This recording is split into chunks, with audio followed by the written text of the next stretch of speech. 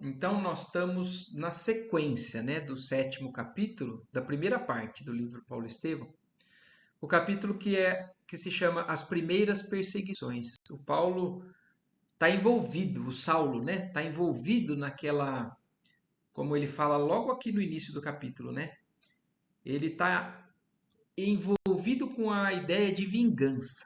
Ele está incomodado com o que Estevão fez. E apesar de ele ser sensibilizado, né, e por algumas, pela postura, pela sabedoria do Estevão e a espiritualidade dele, o orgulho dele cega ele. Ele ainda não consegue se voltar para as verdades que ele está sendo apresentado.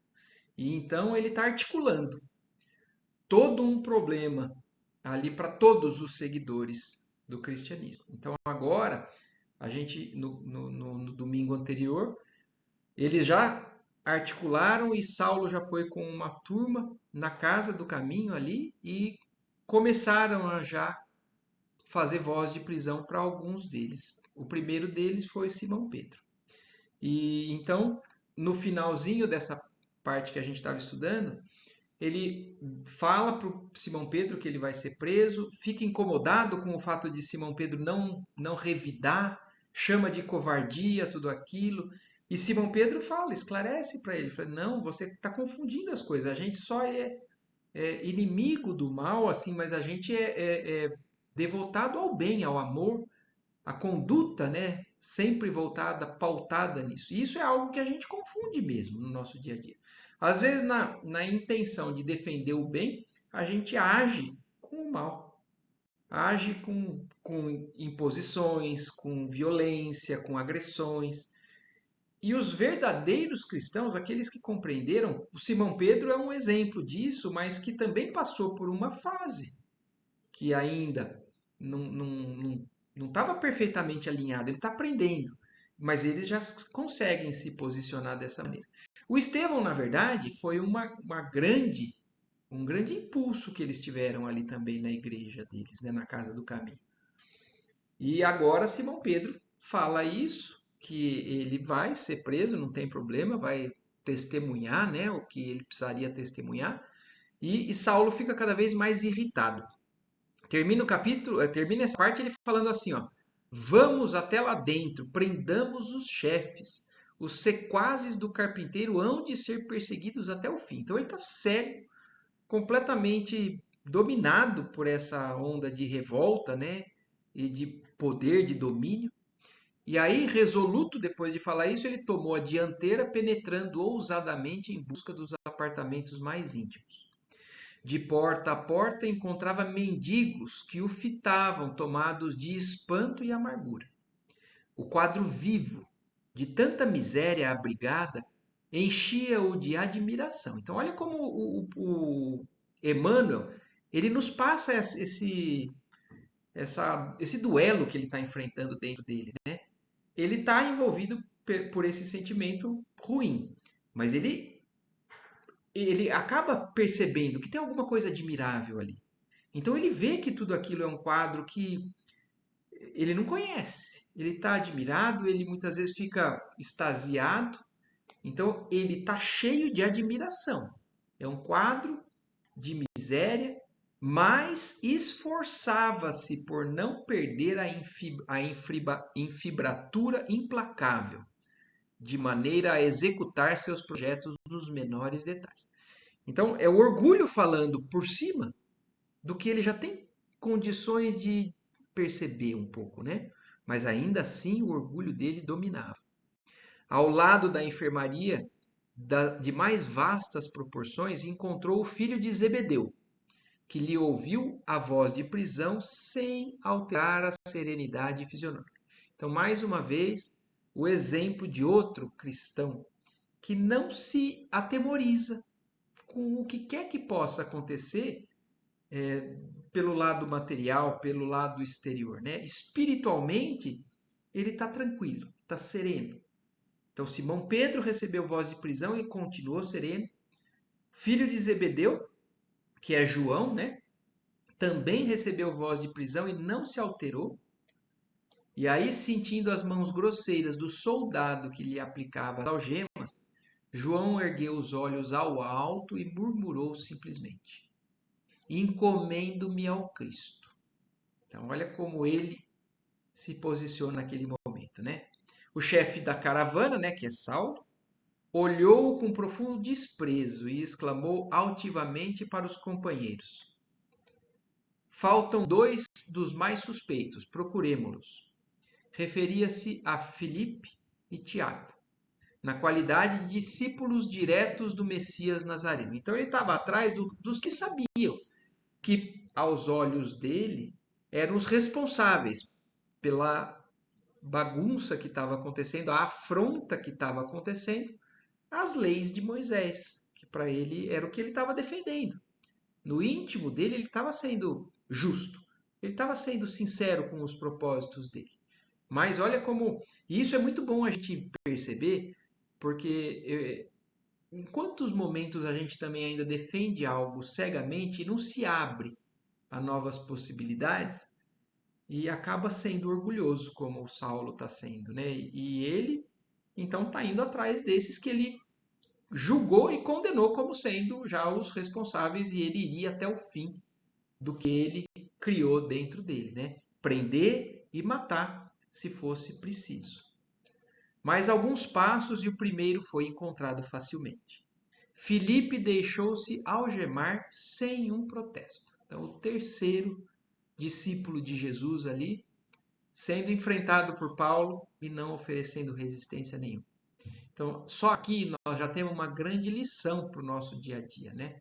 Com relação às nossas alterações, né, de estados emocionais, os nossos medos, a forma de lidar com as dificuldades da vida.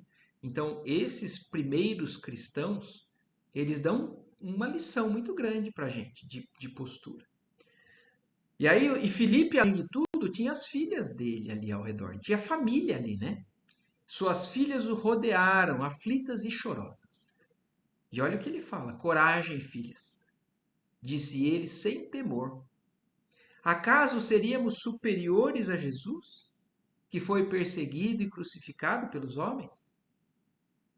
Ouves, Clemente? Olha aí, agora isso foi Filipe falando para as filhas.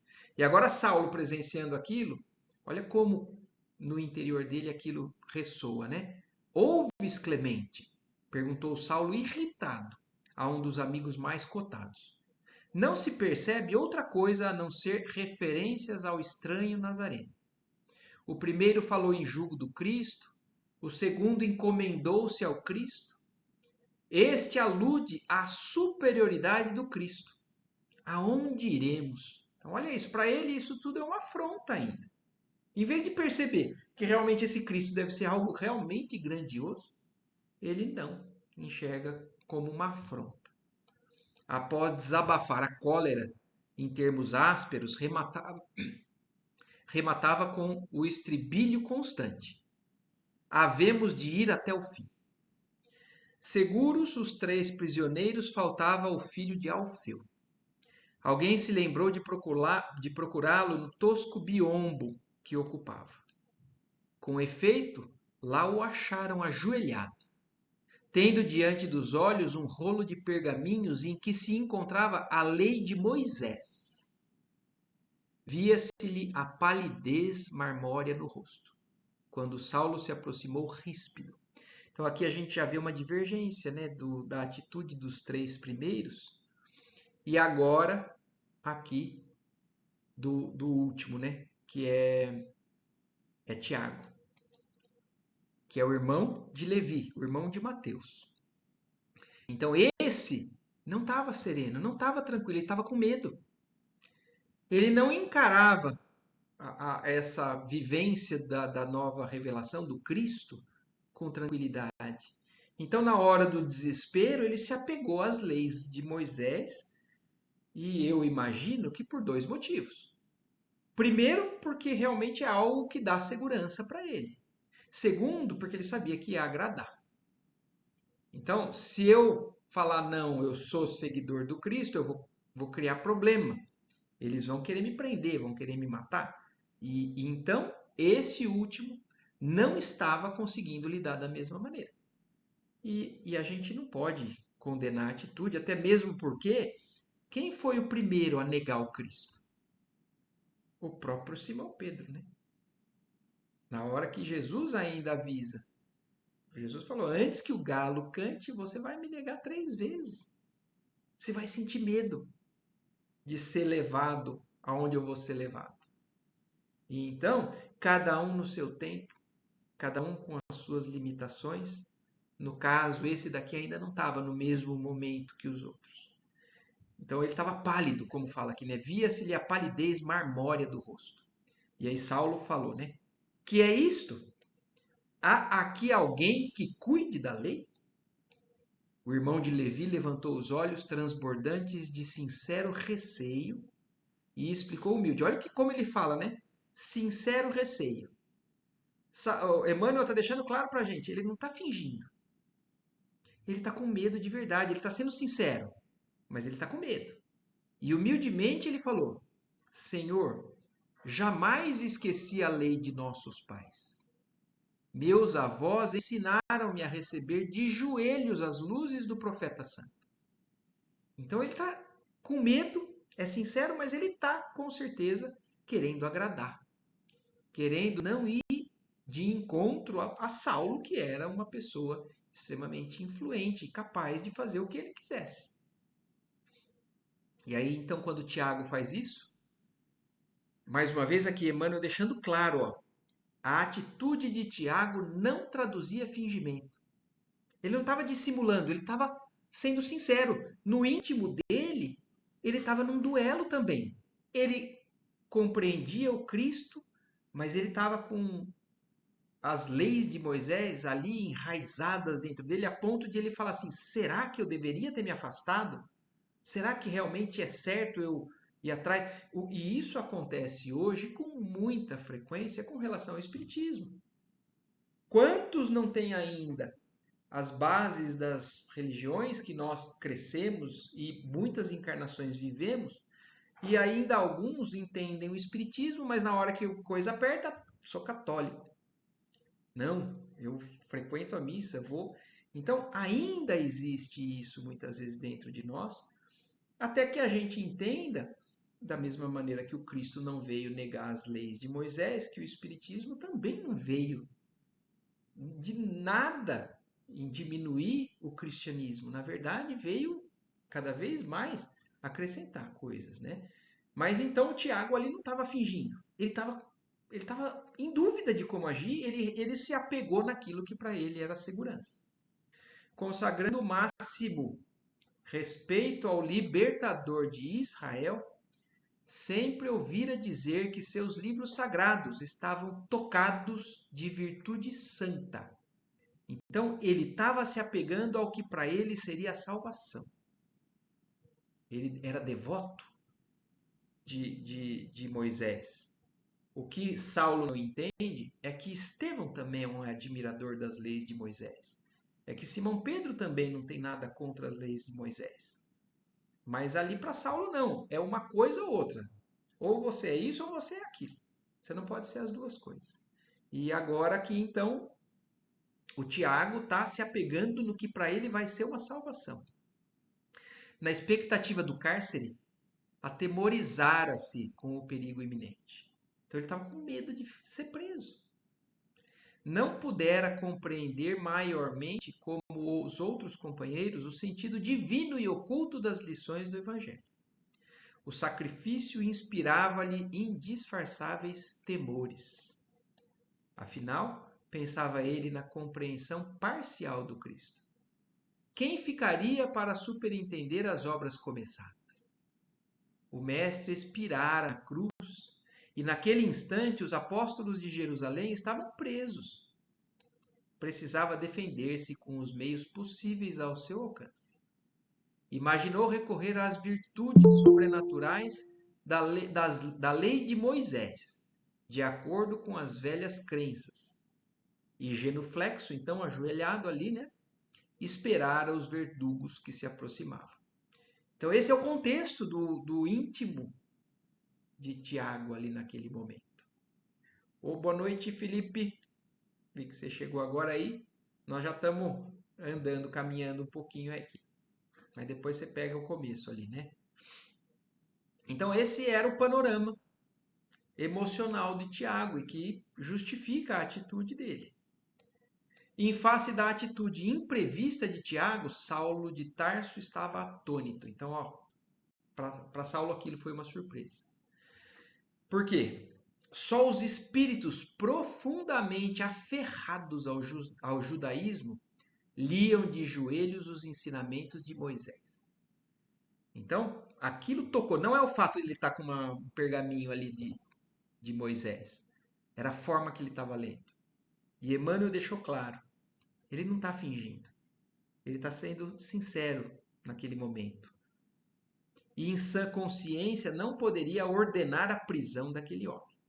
Então, Saulo, em sã consciência, esse não posso fazer a mesma coisa que eu pedi para os outros, ordenei para os outros, né? O argumento que justificava a sua tarefa perante as autoridades políticas e religiosas de Jerusalém era o combate aos inimigos das tradições. Então, como é que ele vai prender alguém que, na verdade, está demonstrando respeito às tradições? E aí ele pergunta nessa confusão, né, Saulo? Mas não sois amigo do carpinteiro? Com invejável presença de espírito, o interpelado respondeu: Não me consta que a lei nos impeça de ter amigos. Olha que coisa, né? Até nessa fraqueza dele, a gente percebe até essa questão, uma presença de espírito de ser realmente fiel e talvez fazer o seu papel naquele momento.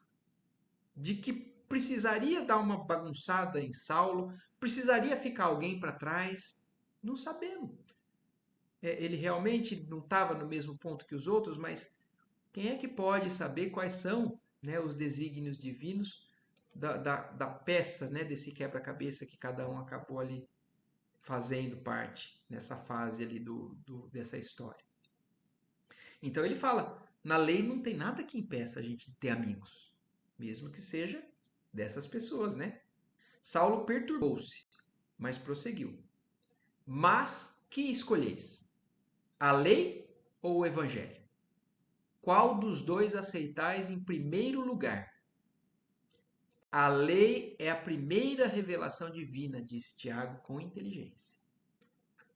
Ante a resposta que o desconcertava de alguma sorte, o moço de Tarso refletiu um momento e acrescentou, dirigindo-se aos circunstantes: Está bem, este homem fica em paz. Então, assim, Tiago acaba não sendo preso naquele momento. O filho de Alfeu, intimamente satisfeito com o resultado de sua iniciativa, acreditava agora que a lei de Moisés estava tocada de graças vivas e permanentes. Então, olha como Emmanuel cita uma característica ali, né, de Tiago. Ele tinha, de alguma forma, no seu íntimo, que aqueles pergaminhos tinham uma força. E quando ele pega aquilo e aquilo salva ele, agora, para ele, aquilo fica muito claro. Realmente, esses pergaminhos têm poder. Realmente, as leis de Moisés, de alguma maneira, estão me libertando de algo de que o Cristo não me libertou. Ele não estou falando aqui que ele agora não é mais cristão, mas ele se consolida numa forma, numa crença, numa forma de encarar a primeira revelação, que depois fica difícil até dele lidar com isso com o tempo. E aliás, é o que Emmanuel vai deixar claro aqui, né? Então, com esse evento, ele acreditou que as leis de Moisés eram tocadas de uma graça viva e permanente. A seu ver, fora o código do judaísmo o talismã que o conservava e o conservara em liberdade. Desde esse dia, o irmão de Levi ia consolidar para sempre suas tendências supersticiosas. Então, tudo que a gente puder enxergar, até com relação às citações com relação a Tiago, né, o Evangelho de Tiago e tudo mais, Se a gente encontra algumas tendências supersticiosas, Emmanuel está deixando muito claro quando é que isso se consolidou nele. Foi nesse momento que as leis de Moisés salvaram ele da prisão. O fanatismo que os historiadores do cristianismo encontraram na sua personalidade enigmática teve aí a sua origem. Então, isso para historiador é de uma riqueza tão grande entender, porque o livro Paulo Estevão veio muito depois, né, como informações que a humanidade não tinha.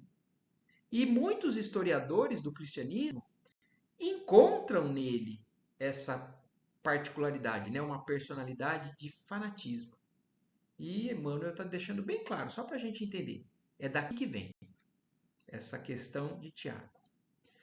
Afastando-se do aposento de Tiago, Saulo preparava-se para sair, quando de regresso à portaria para ordenar a partida dos prisioneiros, esbarrou com a cena que mais o haveria de impressionar. Então, se até agora algumas coisas impressionaram ele, agora na saída, depois que ia realmente deixar Tiago em paz, é que ele presenciou algo que chamou a atenção dele além de tudo que ele tinha vivido. Todos os doentes que se podiam arrastar, todos os abrigados capazes de se moverem, cercavam a pessoa de Pedro, chorando comovidamente. Algumas crianças lhe chamavam pai. Anciães trêmulos osculavam-lhe as mãos. Quem se compadecerá de nós agora? Perguntava uma velhinha debulhada em pranto. Meu pai, aonde vão levar-vos? Dizia um órfão afetuoso, abraçando-se ao prisioneiro. A gente consegue fazer a imagem dessa cena, né? Imagina, Saulo estava lá dentro ainda na sua, na sua austeridade, e ali então Simão Pedro com os outros estava sendo rodeado por todos aqueles que eram ajudados por ele, e todos em condições de uma situação extremamente sensíveis para nós. E aí quando Saulo volta, ele se depara com essa cena. E aí eles fazendo essas perguntas e Simão Pedro respondendo: Vou ao monte, filho, respondia o apóstolo. E se vos matarem, tornava o pequenino com uma grande interrogação nos olhos azuis. Encontrar-me-ei com o mestre e voltarei com ele, esclarecia Pedro bondosamente. Nesse instante, surgiu a figura de Saulo, que regressava. Contemplando a multidão de aleijados, cegos, leprosos e crianças que entupiam a sala, exclamou irritado: Afastem-se, abram caminho. Alguns recuaram, espavoridos, vendo os soldados que se aproximavam, enquanto que os mais resolutos não arredavam passo. Um leproso, que mal se punha de pé, adiantou-se. O velho Samônio. Samônio, para vocês se lembrarem, né, na semana passada que a gente estava vendo no início do capítulo, foi Samônio quem também sensibilizou Gamaliel. Samônio, ele era um patrício, era da sociedade que Saulo convivia. Samônio tinha posses, tinha prestígio, mas porque ele pegou a lepra, ele foi afastado pela família, foi colocado de lado pela sociedade, como muitos, como todos. Os que pegavam essa doença eram lidados dessa maneira. E quando Gamaliel encontra com Samônio, que é um velho conhecido dele, e vê a situação em que ele está, que ele começa a pensar de alguma maneira diferente. E é esse mesmo velho Samônio que agora chega para Saulo. Então, o velho Samônio, recordando-se do tempo em que podia mandar e ser obedecido, aproximou-se de Saulo com desassombro. Então, ele foi tomado de uma força, né, de uma ausência, né, de receios, que fez ele chegar até Saulo e falou: Nós precisamos saber para onde vão esses prisioneiros, disse com gravidade. Para trás, exclamou o moço tarsense, esboçando um gesto de repugnância. Era um leproso, né? E era alguém que Saulo, aliás, não estava acostumado a receber ordens. E aí fala: será possível que um homem da lei tenha de dar satisfações a um velho imundo? Olha como Saulo lida, né? Os guardas armados tentaram adiantar-se para castigar o atrevido. No entanto, a lepra defendia Samônio dos seus ataques. Eles tinham nojo. Então, apesar de querer fazer aquela pessoa se calar ou receber o corretivo que eles achavam necessário, a própria doença fez com que eles se afastassem. Prevalecendo-se da situação, o antigo proprietário de Cesareia revidou com firmeza: o homem da lei não precisa prestar contas senão a Deus, quando no exato cumprimento dos seus deveres. Imaginem essa cena, porque para eles, para Saulo e para os outros ali, ele era um ser desprezível, mas que agora vai começar a falar com uma certa sabedoria, com certo conhecimento, da boca de um ser imundo, como para eles era. É a mesma coisa que muitos que não conhecem se surpreendem quando fala com uma pessoa, por exemplo, em situação de rua, achando que ela é uma pessoa totalmente desprovida de conhecimento e se surpreende com a quantidade, a bagagem que alguns deles têm. Então, aquele leproso começa a responder para Saulo no mesmo nível de intelectualidade, né? O homem da lei não precisa prestar contas senão a Deus. Quer dizer, se você acha que está prestando contas para mim, isso é um problema, o verdadeiro homem da lei não tem que se preocupar com a prestação de contas para os outros, mas para Deus, quando no exato cumprimento dos seus deveres. Mas, nesta casa, falam os códigos de humanidade. Para vós, eu sou imundo, mas para Simão Pedro, sou um irmão. Prendeis os bons e libertais os maus. Onde a vossa justiça? Credes somente no Deus dos exércitos? É indispensável saberdes que se o Eterno é o fator supremo da ordem, o Evangelho nos ensina a buscar em sua providência o carinho de um pai. Então, olha a profundidade do que o Samônio está falando para Saulo ali, que julgava um ser desprezível. Em ouvindo aquela voz digna, que fluía da miséria e do sofrimento como um apelo de desesperação, Saulo quedara-se admirado. O mendigo, entretanto, depois de longa pausa, prosseguia resoluto: onde estão vossas casas de arrimo aos oprimidos da sorte? Não está falando, você está condenando a atividade deles, mas aonde está no judaísmo esse tipo de auxílio que eles estão fazendo? Se você quer acabar com isso por conta da ideologia, vocês estão fazendo igual para poder abrigar, para poder dar de alguma maneira, aliviar o sofrimento dessas pessoas? Quando vos lembrastes de um asilo para os mais infelizes, enganai-vos se supondes inércia em nossa atitude. Os fariseus levaram Jesus ao calvário da crucificação, privando os necessitados de sua presença inefável. Por haver praticado o bem, Estevão foi metido no cárcere. Agora o sinédrio requisita os apóstolos do caminho, retribuindo-lhes a bondade com a escuridão do calabouço. Olha, é impressionante como Saulo constantemente foi chamado para a verdade e ainda assim ele não conseguiu. Aliás, só a conversa que Estevão teve no sinédrio com ele já bastava para ele entender que ele estava enganado. Mas cada vez mais Saulo se empedra, né? Ele fica insensível a qualquer coisa que fosse dito. E mais uma vez aqui, mais uma voz vinda por interferência, né, de influências do alto, através de Simônio, falar com a razão de Saulo, né? E agora, então você está prendendo todo mundo que faz o bem e está achando que você está justo?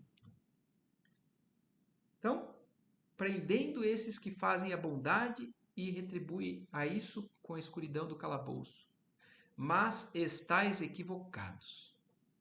Nós, os miseráveis de Jerusalém, haveremos de lutar convosco. De Simão Pedro nós disputaremos a própria sombra. Olha isso, o que ele está falando agora? Vocês podem fazer essa injustiça, mas nós não vamos deixar isso parado.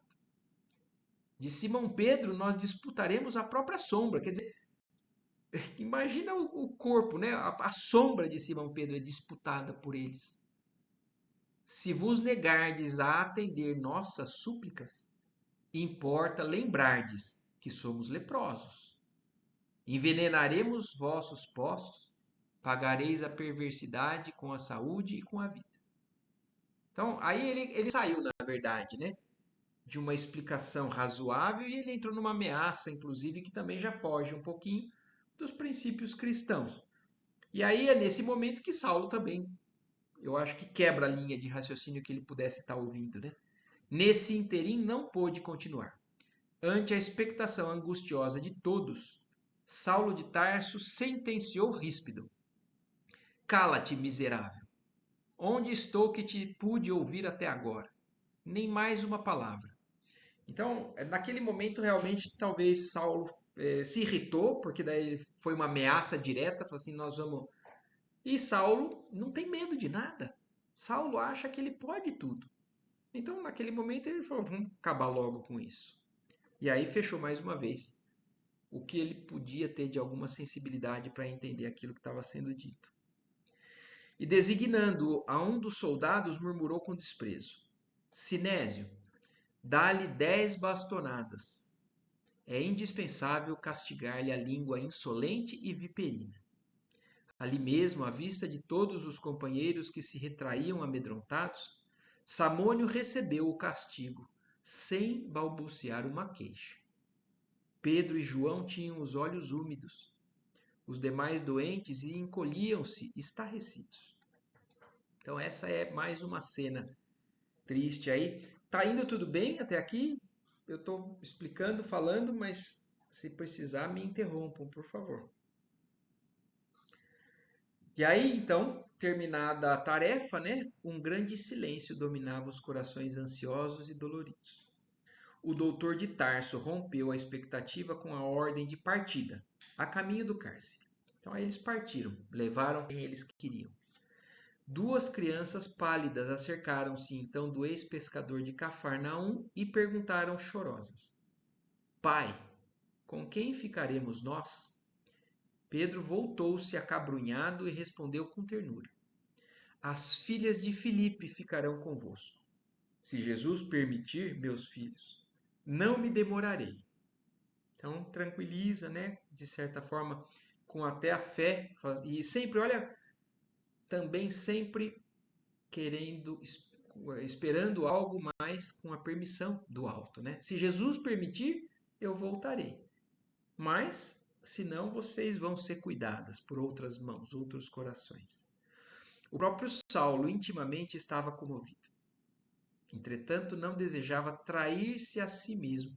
Ele não queria trair essa postura orgulhosa, né, e cheia desses problemas que ele cristalizou na sua personalidade.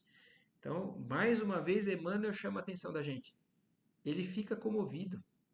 Ele não é um insensível, mas ele tem algo falando mais forte ainda dentro dele, pelo menos até esse momento, né? Então, o próprio Saulo estava comovido, mas ele não desejava trair-se a si mesmo, deixando-se vencer pela emoção que o quadro lhe provocava. Pedro compreendeu que as lágrimas silenciosas de todos os tutelados humildes do caminho traduziam desvelado amor naquele momento de angustiantes despedidas. Em seguida a esse feito, o jovem tarsense desdobrou as energias da primeira perseguição experimentada pelas expressões individuais e coletivas do cristianismo nascente. Mais do que poderia supor, Jerusalém regurgitava de criaturas que se interessavam pelas ideias do Messias Nazareno. Então não terminou por ali, né? Não terminou por essa investida na casa do caminho que ele prendeu esses apóstolos. Ele segue ainda, depois da prisão destes apóstolos, na busca de qualquer simpatizante pelo cristianismo e fica surpreso. Falando, Jerusalém tem muito mais pessoas que se interessam por essa ideia do que a gente imagina. E isso dentro de uma pessoa que está se sentindo ameaçada por essa farsa, né, entre aspas, cada vez mais fica claro para ele, nossa, nós temos que combater isso, isso está sendo um grande problema para a gente. Saulo prevaleceu-se dessa circunstância para fazer sentir mais uma vez o perigo ideológico que o evangelho representava. Então, isso vai crescendo dentro dele, a convicção de que ele realmente tinha que acabar com aquilo. Aquilo era algo que estava crescendo. Numerosas prisões foram efetuadas. Na cidade iniciara-se um êxodo de grandes proporções. Os amigos do caminho com possibilidades financeiras preferiam encetar vida nova na Idumeia ou na Arábia, na Cilícia ou na Síria. Então aconteceu uma debandada por parte daqueles que tinham possibilidade. Alguns foram presos, outros negaram, mas os que eram cristãos realmente sinceros e tinham possibilidades fugiram de Jerusalém. Isso, de certa forma, a gente entende que também tem seu benefício, porque a ideia vai prosseguindo para outras regiões e outros setores, né, ali da humanidade. Isso é algo que o próprio Saulo, agora a gente pode dar um pulo lá na frente, né? Isso é algo que o próprio Saulo percebeu com o tempo. Ele não poderia limitar o cristianismo dentro de Jerusalém. É quando ele começa a fazer as viagens dele depois de convertido. Ele resolve sair em busca de levar toda essa mensagem para a humanidade inteira, que aí ele entende. O povo de Deus não é só o povo de Israel. O povo de Deus é o mundo inteiro. E de certa forma, eu vejo sempre como também alguma possibilidade de preservação já do próprio do cristianismo, essa atitude que alguns puderam fazer. Os que podiam escapavam ao rigor dos inquéritos violentos, iniciados com retumbâncias de escândalo público. As personalidades mais eminentes eram metidas na prisão, incomunicáveis, mas os anônimos e humildes, os da plebe, sofriam grandes vexames nas dependências do tribunal onde se faziam os interrogatórios. Os guardas assalariados por Saulo para a execução do nefando trabalho excediam-se nos abusos. Quer dizer, eles acabavam fazendo realmente sofrer alguns desses que eram presos e não tinham tanta influência. Usavam até como exemplo, né, de como que vão ser tratados aqueles que se converterem a esse cristianismo. És do caminho de Cristo Jesus? Perguntava um deles a uma desventurada mulher com risinhos de ironia. Eu, gaguejava a infeliz, compreendendo a delicadeza da situação. Depressa, dize, depressa, tornava o Beleguim desrespeitoso.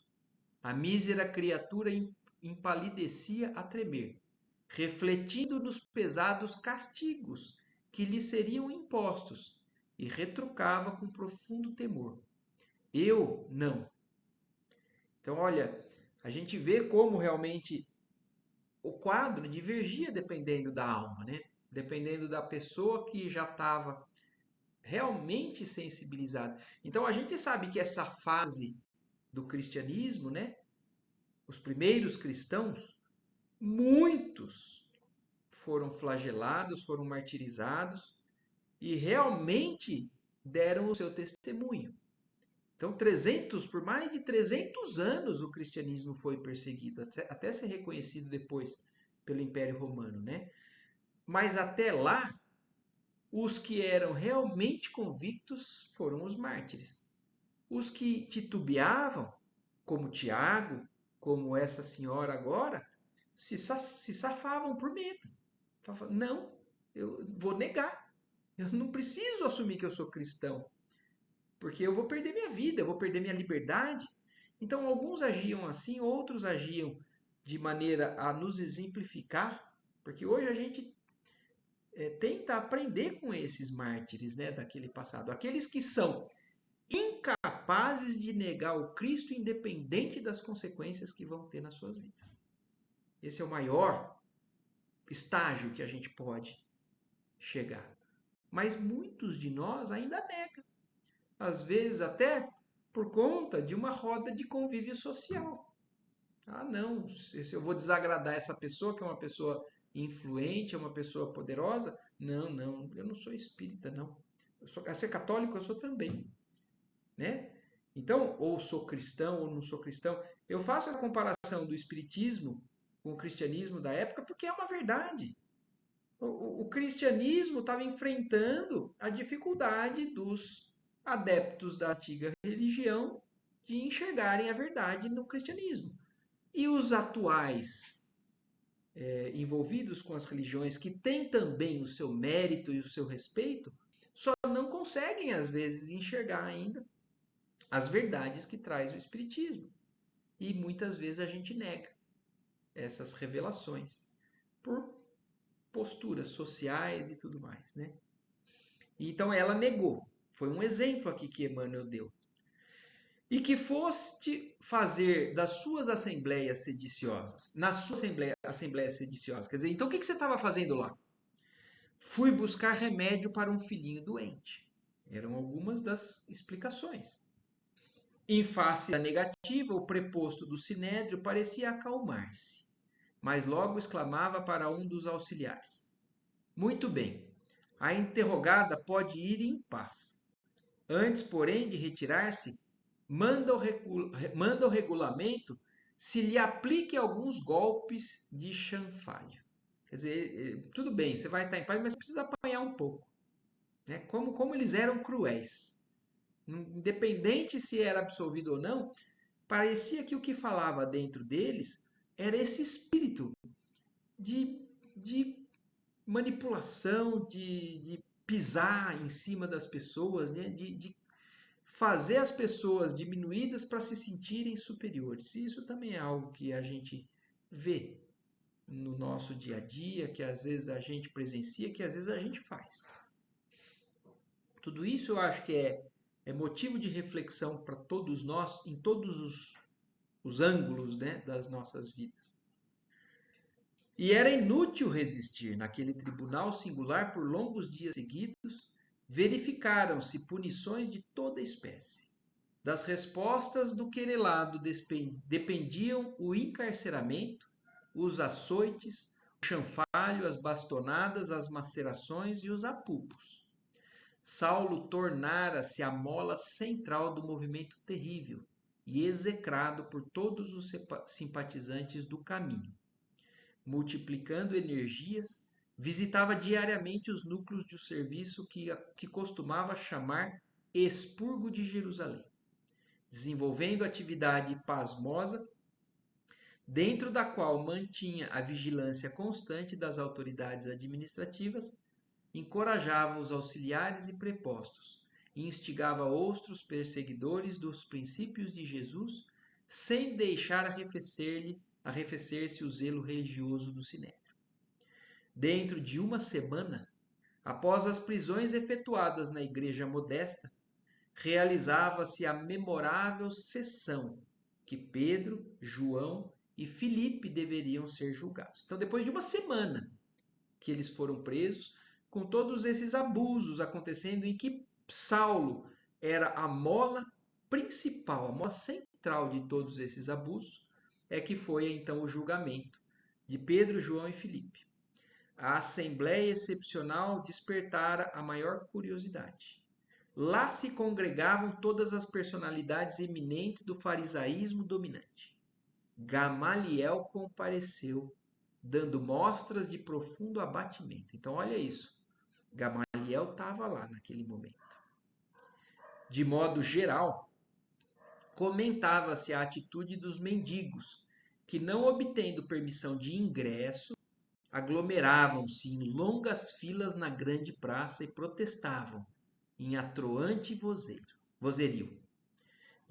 Debalde aplicavam-lhes bastonadas a torto e a direito, porque a turba de miseráveis assumira proporções nunca vistas.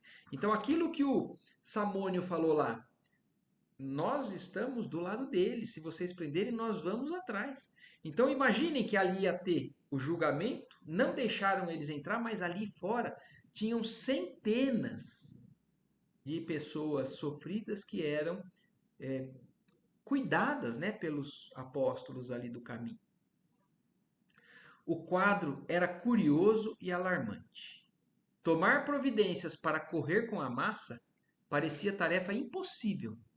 Os peregrinos e os doentes contavam-se por centenas numerosas. Era inútil reprimir nos pontos isolados, o que somente vinha agravar a revolta e desesperação de muitos. Em altos brados, reclamavam a liberdade de Simão Pedro. Então, lá fora, gritando pela liberdade de Simão Pedro.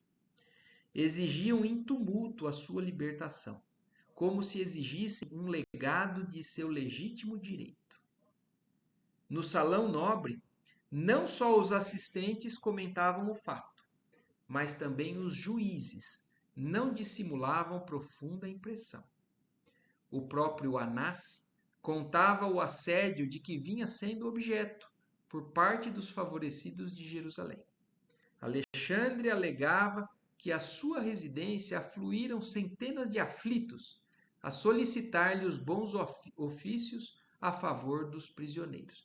Então, já estava acontecendo uma movimentação por parte destes, né, que eram beneficiados do caminho. Saulo, de vez em quando, respondia a um que outro com rápidos monossílabos. Sua fisionomia carregada traduzia propósitos inferiores relativamente ao destino dos apóstolos da Boa Nova, que lá estavam à sua frente, no fundo da sala, humildes, serenos no banco dos criminosos comuns. Viu-se então que Gamaliel se detinha com o sumo sacerdote em conversação íntima, que durou alguns minutos e despertava grande curiosidade entre os colegas. Em seguida, o venerando doutor da lei chamou o ex-discípulo para o entendimento particular antes de iniciarem os trabalhos. Então, olha a cena, né? Tudo aquilo acontecendo para estourar. O Saulo estava resoluto, determinado, ele não se intimidava nem com o que estava acontecendo ali fora. Ele estava certo do que ele ia fazer com aqueles que ele queria acabar. E olhem como a presença de um ser às vezes muda a trajetória do que a gente conhece, inclusive, como a humanidade, o cristianismo no início da humanidade. Gamaliel conversa com o sumo sacerdote e, antes de começar o julgamento, chama Saulo, que era ex-discípulo dele, né? Então, em seguida, o venerando doutor da lei chamou o ex-discípulo para um entendimento particular antes de iniciarem os trabalhos. Os colegas perceberam que o rabino tolerante e generoso ia advogar a causa dos continuadores do Nazareno. Então todo mundo percebeu ali que de alguma maneira Gamaliel ia defender, ia de alguma maneira botar panos quentes ali para amenizar a situação. E Gamaliel é direto para Saulo. Qual a sentença a ser proposta para os prisioneiros? Interrogou o velhinho com bondoso interesse, logo que se viram distanciados dos grupos rumorosos. Então ele falou em particular isso para Saulo. E aí Saulo responde, né? Sendo eles galileus, disse Saulo enfático da sua autoridade, não lhes será conferido o direito da palavra no recinto, de maneira que já deliberei a punição que lhes cabe. Vou propor a morte dos três, com a de Estevão, pelo apedrejamento. Então olha como eram as coisas. Estevão teve o direito de falar porque ele não era galileu. Ele era da raça de Saulo. Então ele tinha o direito de falar ali no tribunal.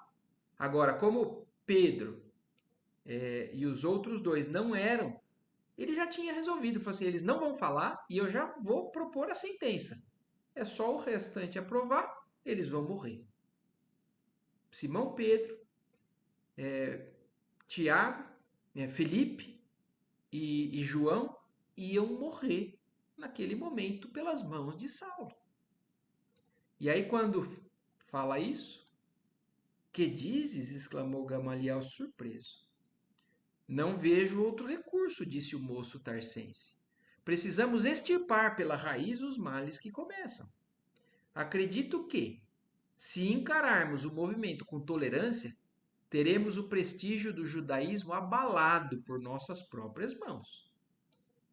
Entretanto, Saulo, replicou o velho mestre com profunda bondade, devo invocar o ascendente que tenho em tua formação espiritual para defender estes homens da pena de morte. Gamaliel foi o responsável por Simão Pedro, João e Filipe não morrerem naquele momento, pelas mãos de Paulo. Então ele invocou a ascendência espiritual, na formação espiritual de Saulo e pediu para que revisse essa pena. O moço caprichoso fez-se lívido. Não se habituara a transigir nos seus conceitos e decisões. Sua vontade era sempre tirânica e inflexível. Mas Gamaliel fora de todos os tempos o seu melhor amigo.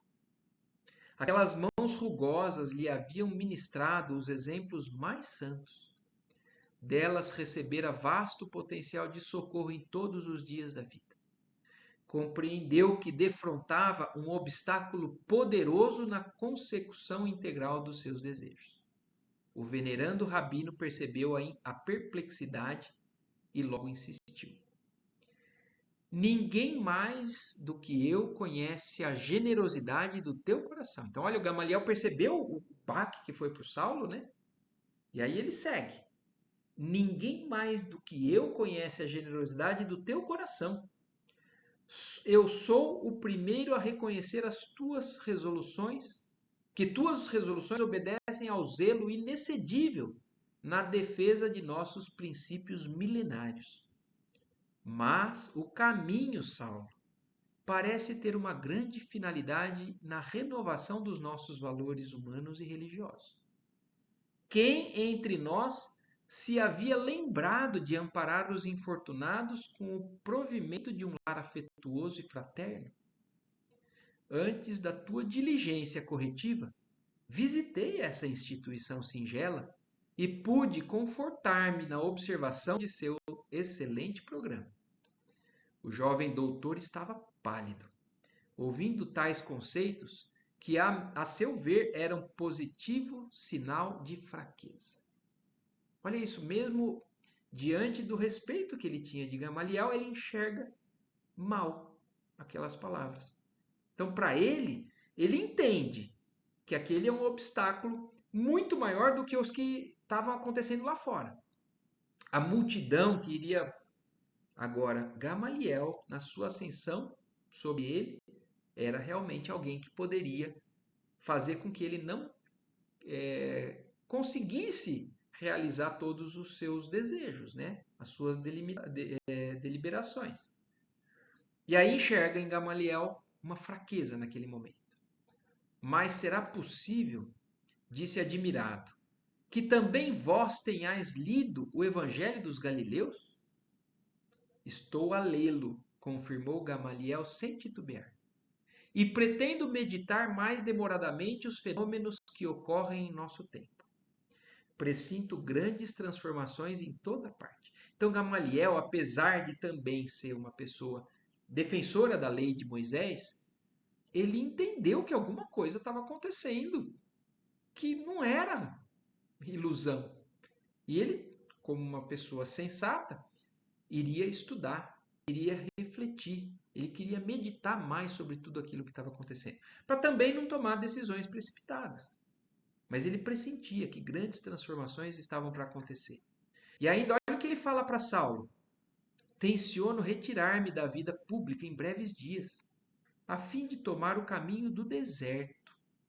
É claro, porém, que estas minhas palavras devem ser guardadas por ti, em penhor de mútua confiança. Quer dizer, ele estava se abrindo agora para Saulo e aquilo era um segredo. Ninguém sabia que Gamaliel estava prestes a sair da vida pública como doutor da lei e ir para o deserto, que eram os que faziam aqueles que queriam refletir, se isolar. E ele falando isso para Saulo, na verdade, abre uma série de possibilidades novas, né? Sumamente impressionado, o moço de Tarso não sabia o que responder. Presumia o mestre respeitável mentalmente prejudicado por excesso de lucubrações. O mestre, porém, como se lhe adivinhasse o pensamento, acrescentou: não me suponhas mentalmente debilitado. A velhice do corpo não me apagou a capacidade de pensar e discernir por mim mesmo, mostrando que ele não estava louco, ele não estava decrépito, né? Compreendo o escândalo que se levantaria em Jerusalém se um rabino do Sinédrio modificasse publicamente as convicções mais íntimas. Mas é preciso convir que estou falando a um filho espiritual.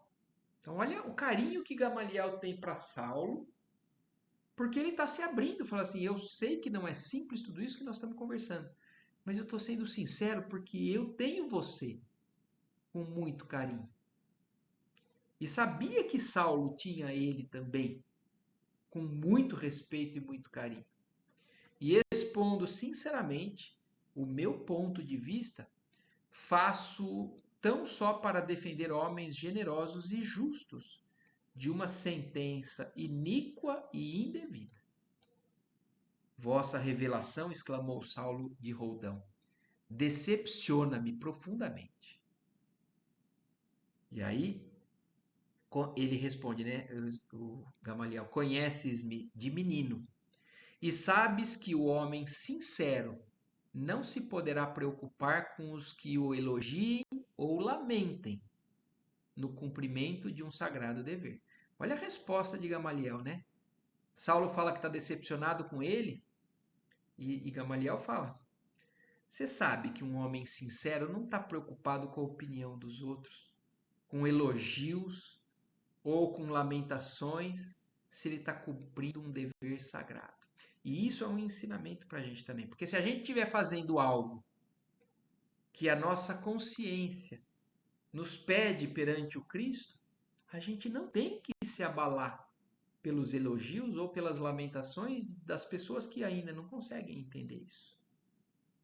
Então, o homem sincero não poderá se preocupar com os que o elogiem ou o lamentem no cumprimento de um sagrado dever.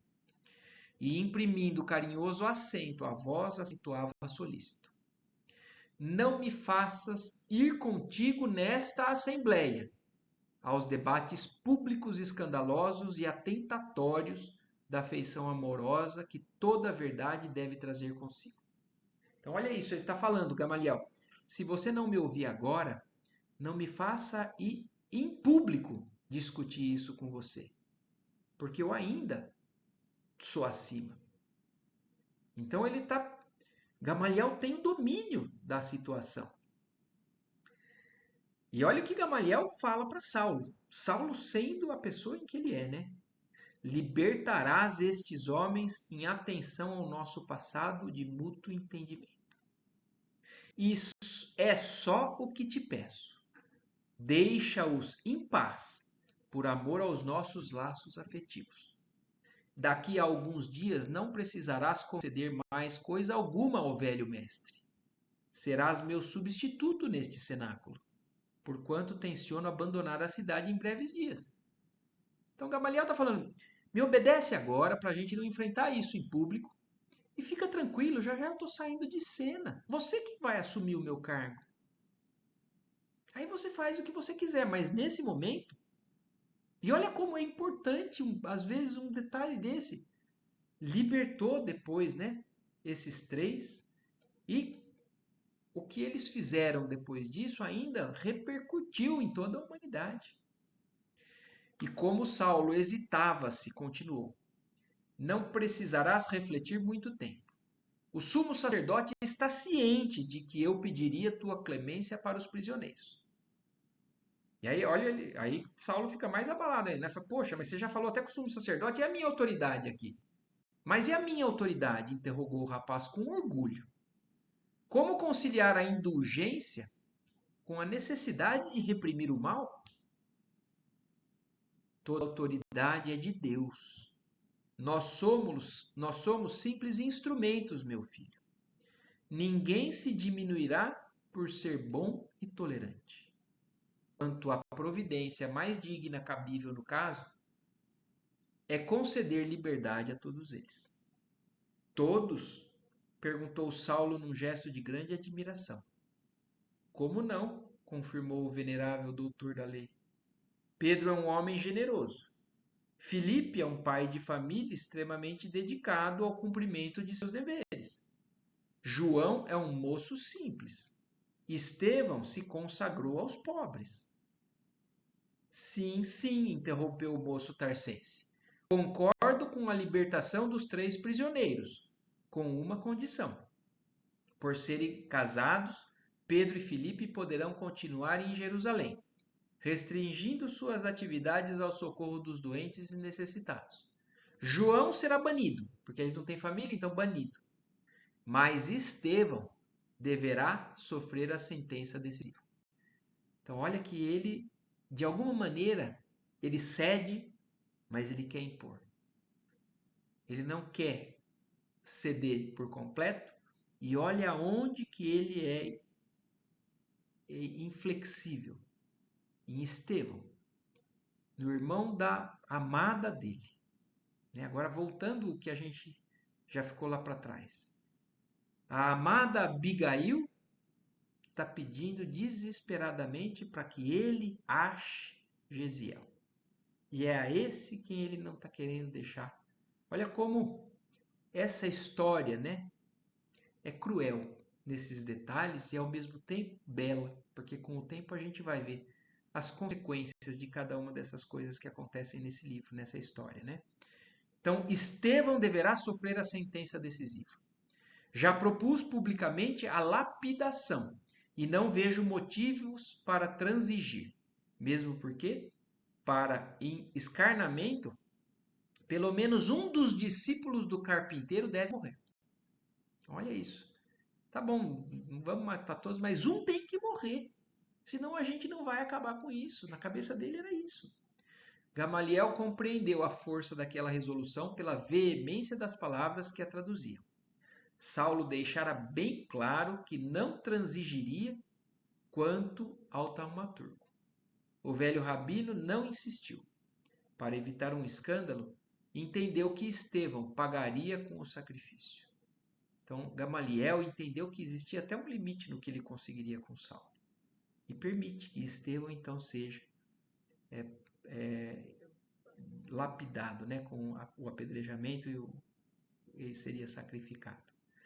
Aliás, considerando o temperamento voluntarioso do ex-discípulo, a quem a cidade havia conferido atribuições tão vastas, já não era pouco obter clemência para os 3 homens justos, consagrados ao bem comum. Então, para Gamaliel, aquilo já era uma vitória.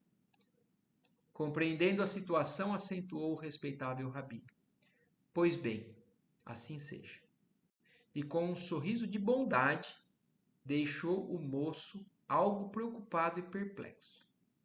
Daí a instantes, com surpresa geral da Assembleia, Saulo de Tarso da tribuna propunha a libertação de Pedro e Filipe, o banimento de João, e reiterava o pedido de apedrejamento para Estevão, por considerá-lo o mais perigoso dos elementos do caminho. As autoridades do Sinédrio, apreciando os alvitres com satisfação, por saberem que a medida agradaria a turba numerosa, afirmaram seu unânime consentimento e a morte de Estevão foi aprazada para uma semana depois, convidando Saulo, os amigos, para a triste cerimônia pública a que ele próprio haveria de presidir. E então termina o capítulo, né, das perseguições dessa maneira. Saulo conseguiu, então, a sentença da morte de Estevão. E os 3 foram libertados. O próximo capítulo, aliás, já deixa bem claro, né, o que acontece. A maioria de nós já sabe o que acontece, né? Mas o próximo capítulo já deixa bem claro. A morte de Estevão. Que então é algo que Saulo é responsável e nós vamos depois ver as consequências disso tudo com relação a essas determinações que o orgulho dele, né, fizeram. Então, por hoje é isso. Não sei se tem alguma coisa que vocês queiram acrescentar aí, falar, alguma observação. Tudo certo, você fala bastante explicado. Então é isso. Então, que nós tenhamos aí material para reflexão da semana, né? E domingo que vem entramos então no 8º capítulo, certo? Boa noite a todos, muito obrigado. Agradecemos a Deus, né, por essa oportunidade da gente junto aqui refletir sobre essa história. Até mais. Tchau, tchau. Boa noite. Boa noite.